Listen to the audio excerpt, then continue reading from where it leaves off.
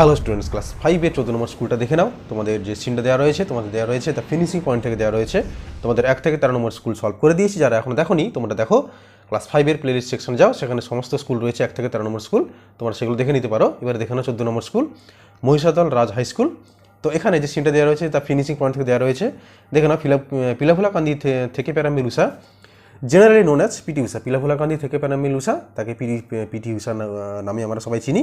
Is indeed the most famous and successful female athlete, যে ছিল একজন বিখ্যাত সফল মহিলা খেলোয়াড় ফ্রম ইন্ডিয়া, ভারতের।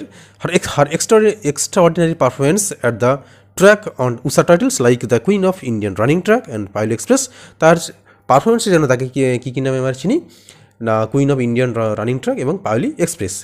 PT Usha was born on 27 June 1964 at Payoli, at a village in the Payoli district of Kerala. তিনি কেরালার পায়োলি জেলায় 1964 সালে 27 জুন জন্মগ্রহণ করেছিলেন। Though Usha was affected by ill health in her early childhood. যদিও উষা ছেলেবেলা থেকেই তার শারীরিক অক্ষমতা ছিল, অর্থাৎ অসুস্থ ছিল। হার promise in sports could be clearly notice. কিন্তু তার খেলার ক্ষেত্রে খেলার প্রতি তার যে আগ্রহ আমরা সবাই দেখতেই পাই। Against all odds she succeeded in becoming one of the greatest athletes India has ever produced. সমস্ত বাধা বিপত্তি সত্ত্বেও সে ভারতের একজন সফল খেলোয়াড় হিসেবে পরিচিতি লাভ করে। She made her first national record in the 100 metre sprint in 1977। 1977 সালে 100 মিটার দৌড়ে সে রেকর্ড করেছিলেন। She was just 13 years old, তখন তার বয়স ছিল মাত্র 13 বছর। তো এই ছিল তোমাদের দ্য ফিনিশিং পয়েন্ট থেকে দেওয়া সিন। এবার এখান থেকে কোশ্চেন আনসারগুলো দেখে নেবো। দেখো, as a female athlete from India Usha is famous and successful. তারপরে দেখে নাও, Usha made her first national record in 100 metre sprint. তারপরে দেখো না, সে দেখে Usha earned the title of Payyoli express. এবারে দেখে নেবো, complete the following sentence. Usha got affected by ill health in her early childhood. তারপর দেখো, at the age of 13 Usha made her first national record. তারপর দেখো নাও, answer the following questions. Who was the queen of Indian running track? তাহলে উত্তরটা হবে PT Usha was the queen of Indian running track. What is the full name of PT Usha? তাহলে উত্তরটা কি হবে? The full name of PT Usha is পিলাফুলাকান্দি থেকে প্যারামিল উষা। Where was PT Usha born? PT Usha কোথায় জন্মগ্রহণ করেছিলেন? তাহলে PT Usha was born on 27 June 1964 at Payoli, a village in the Payoli district of Kerala. তারপরে কোশ্চেন দেখো, how was Usha's health in her early childhood? তাহলে উত্তরটা কী হবে? Usha was affected by ill health in her early childhood. তারপর দেখে নাও, when did PT Usha make her first national record? তাহলে PT Usha made, এখানে make থেকে হবে made, যেহেতু এখানে ডিড আছে, made her first national record when she was just 13 years old. ঠিক আছে, তাহলে হয়ে গেল তোমাদের সিন। এবার দেখে নাও আনসিনটা। দেখো, Shalimar Bagh is located near the beautiful Dal lake in Srinagar. তাহলে শালিমার বাগ কোথায় অবস্থিত না, সুন্দর শ্রীনগরের কাছেই। কারণ আমরা জানি যে শ্রীনগর একটা খুব সুন্দর জায়গা, তার কাছে অবস্থিত থেকে Shalimar Bagh. The garden was build near by 100 years ago by emperor Jahangir for his wife Nur Jahan. এবং ওখানে যে বাগানটা তৈরি করা হয়েছিল প্রায় 400 বছর আগে, কে তৈরি করেছিল? জাহাঙ্গীর তার স্ত্রী নূরজাহানের জন্য। The garden was extended by emperor Shah Jahan. এবং বাগানটা পরবর্তীকালে আরও বড় করেছিল কারা? শাহজাহান করেছিল, বা মহারাজ রঞ্জিত সিং অ্যান্ড আদার কিংস। এবং তারপরে কী করেছিল? মহারাজ রঞ্জিত সিং এবং তারপরে আরও অনেক রাজারা। The terrace garden is full of flowers, trees and waterways. বাগানটা কী ভালো ছিল? ফল ফুলের গাছ এবং আরও বড় বড় গাছ এবং ওয়াটারওয়েজ, অর্থাৎ ওয়াটারওয়েজ মানে কি? জলপথ, অর্থাৎ এখানে কি বলা হয়েছে যে ছোটো ছোটো নালা। Water from the natural fountains flows through the garden.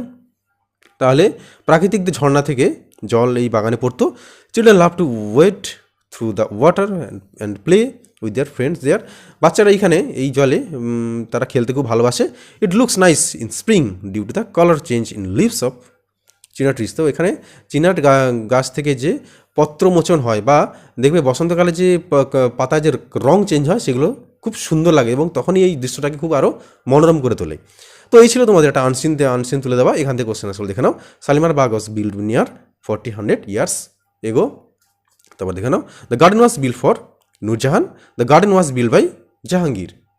হয়ে গেল তোমাদের 14 নম্বর স্কুলের সিন এবং আনসিন। আচ্ছা, এবার আনসিনের টিক মার্কগুলো দেখলাম। এবার এরপরে কোশ্চেনগুলো দেখে নেবো।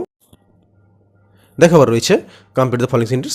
The garden was extended by emperor Shah Jahan, Ranjit Singh and other Kings.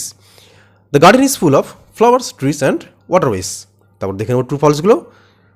Children cannot play in the garden, এটা তো অবশ্যই ফলস হবে, কারণ children like to play in the garden, কারণ আমরা জানি যে বাচ্চারা বাগানে খেলতে ভালোবাসতো।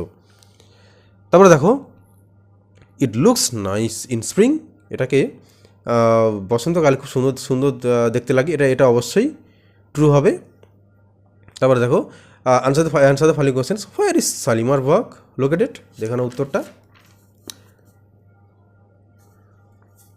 দেখো Shalimar Bagh is located near the beautiful Dal lake in Srinagar, তাহলে শালিমার বাগ শ্রীনগরের কাছে অবস্থিত।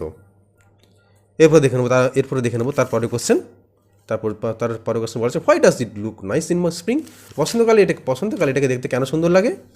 দেখো it looks nice in spring due to the colour change in leaves of chinar trees, তাহলে এটাকে বসন্তকালে দেখতে সুন্দর লাগে কারণ তখন চিনার গাছের পাতাগুলোর রং পরিবর্তন হয়, তাই এটাকে দেখতে খুব সুন্দর লাগে। হয়ে গেল আনচিনের অ্যান্সার দ্য ফলোইং কোশ্চেন্সগুলো হয়ে গেল। এবারে দেখে নেবো গ্রামার কি বলছে। We open the lid of the box carefully, দেখো নিচে তিনটে দেওয়া আছে ব্রেভলি, কেয়ারফুলি, অলওয়েজ, তো এখান থেকে অপশানগুলো সঠিক অপশানটা খুঁজে লিখতে হবে। We open the lid of the box carefully, তারপর we should always try to help others, the soldiers fought bravely against the enemy. হয়ে গেল।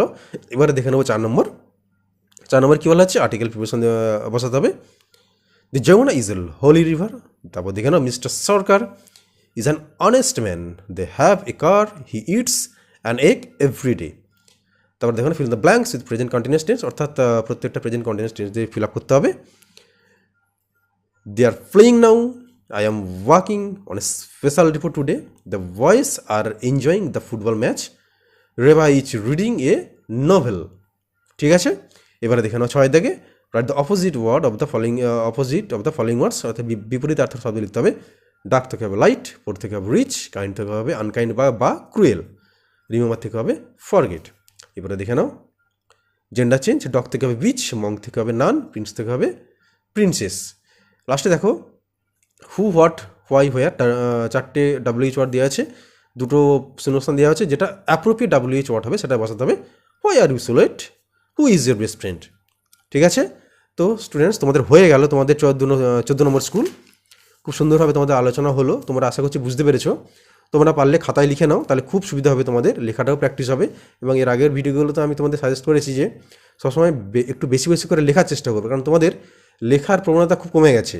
তাই লেখার চেষ্টা করো, তাদের হ্যান্ডরাইটিংও সুন্দর হবে এবং অ্যান্সারগুলো অ্যাপ্রোপ্রিয়েটলি লিখতে পারবে। ঠিক আছে, তাহলে তোমরা 14 নম্বর স্কুলটা ভালো করে প্র্যাকটিস করে নাও। এবং যারা এখন 1 থেকে 13 নম্বর স্কুল দেখোনি, তোমরা দেখে নাও, নিচে তোমাদের ক্লাস 5-এর প্লেলিস্ট সেকশন রয়েছে, সেখানে গিয়ে তোমরা 1 থেকে 13 নম্বর স্কুল দেখে নাও। এবং এটা থার্ড সামেটিভের জন্য তোমাদের আশা করছি প্রিপারেশান খুব ভালোই হবে, তোমরা যদি প্রথম থেকে ফলো করে যাও।